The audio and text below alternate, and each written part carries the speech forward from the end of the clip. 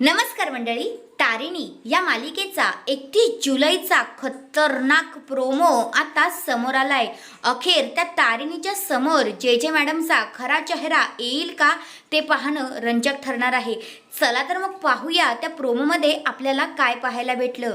आता तारिणी केदारशी बोलत असते आणि केदारला म्हणत असते की या घरातल्यांनी आता काही चुकीचं पाऊल उचलायला नाही पाहिजे। म्हणजे तारिणीचं म्हणणं असं असतं की हे घरातली लोक जर पैसे घेऊन जे मॅडमकडे गेल्या तर आणि युवराजची सुटका करायला सांगितली तर, असं आता तारिणीला वाटत असतं आणि कुठेतरी भीती असते।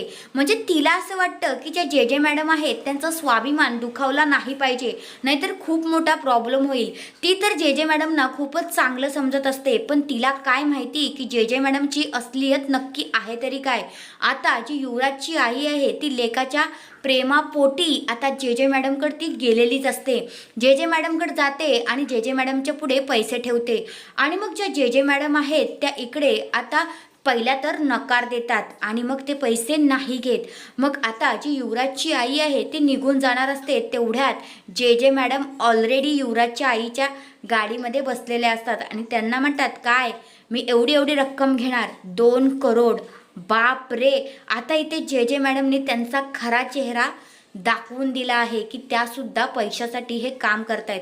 खरंच त्या पैशासाठी काम करतायत की त्यांचा यामध्ये काही प्लॅन असेल।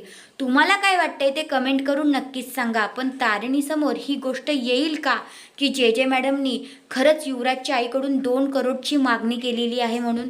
तुम्हाला काय वाटतंय की जे मॅडमनी हे नाटक केलं असेल की खरंच त्या अशा असतील?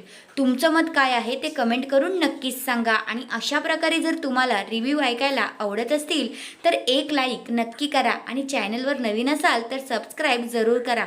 तुम्ही एक लाईक आणि कमेंट केली ना तर व्हिडिओ बनवायला अजून जोश येतो, म्हणून एक लाईक नक्की करा। धन्यवाद।